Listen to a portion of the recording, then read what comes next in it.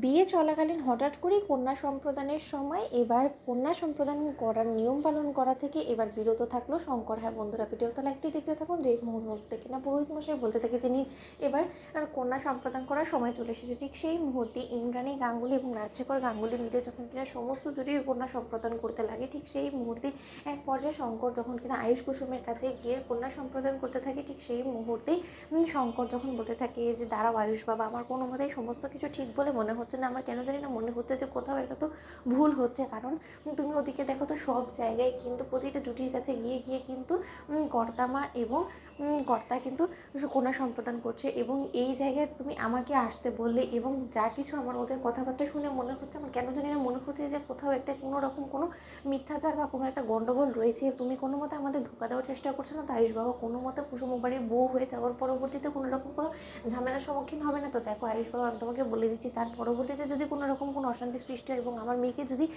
কর্তাবা কোনো মতে ও বাড়ির বউ হিসেবে মানতে অস্বীকার করে, তাহলে কিন্তু আমার থেকে খারাপ কেউ হবে না, এই কথা আমি বলে রাখলাম। তাই আমি এখনও বলছি যে আপাতত আমি এই গোটা বিয়েটা স্থগিত রাখি। তুমি একবার ভেবে চিন্তে নাও, তুমি কর্তামায়ের সঙ্গে আলাপ করে নাও এই বিষয়ে, তার পরবর্তীতে আমরা এগোবো। ঠিক সেই সময় এই কথা বলা মাত্র ঈশান যখন বলতে থাকে যে আচ্ছা শঙ্কর কাকা, তোমার কি মনে হয় বলো তো, এই শুভ মুহূর্তটাকে থেকে যাবে জাদুঘর এবং ভাইদার জন্য? বলো তো, আমরা যেখানে কিনা স্বয়ং নিজে সাক্ষী রয়েছি, আমি আছি, অনুশ্রী রয়েছে, তার সত্ত্বেও তোমার কি সেটা আপত্তি? প্রতিটা জিনিসে কেন তারা ব্যাঘাত ঘটাচ্ছ, কেন বা তারা সময় নিচ্ছ বলো তো?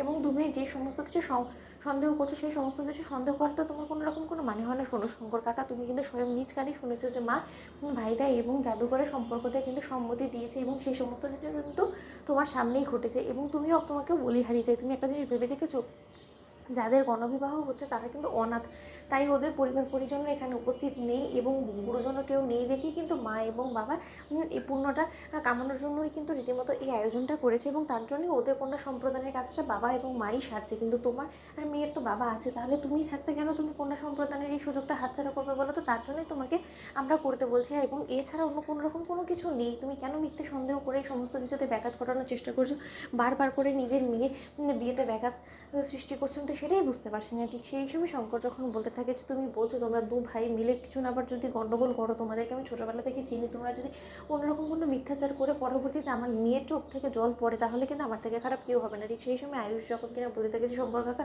তুমি নিশ্চিন্তে তোমার মেয়ের হাত আমার হাতে তুলে দাও, তার পরবর্তীতে যা কিছু খারাপ ভালো হবে সমস্ত কিছু সামলানোর জন্য আমি তো রয়েছি, তাই না? ঠিক সেই সময় কথা বলা মাত্র আয়ুষ শঙ্করে যখন কন্যা সম্প্রদান করে, ঠিক সেই সময় শঙ্করের হাত চেপে ধরে বলতে থাকে যে এই তোমার হাত ধরে আমি কথা দিলাম কোনো দিনও তোমার মেয়েকে কষ্ট পেতে দেবো না, আঘাত পেতে দেবো না। তোমার চোখে তো দূরে থাক, তোমার মেয়ের চোখে কোনো দিনও তুমি জল দেখবে না। তুমি দেখে নিও। তো বন্ধুরা, লাইক কমেন্ট শেয়ার করো, সাবস্ক্রাইব করো।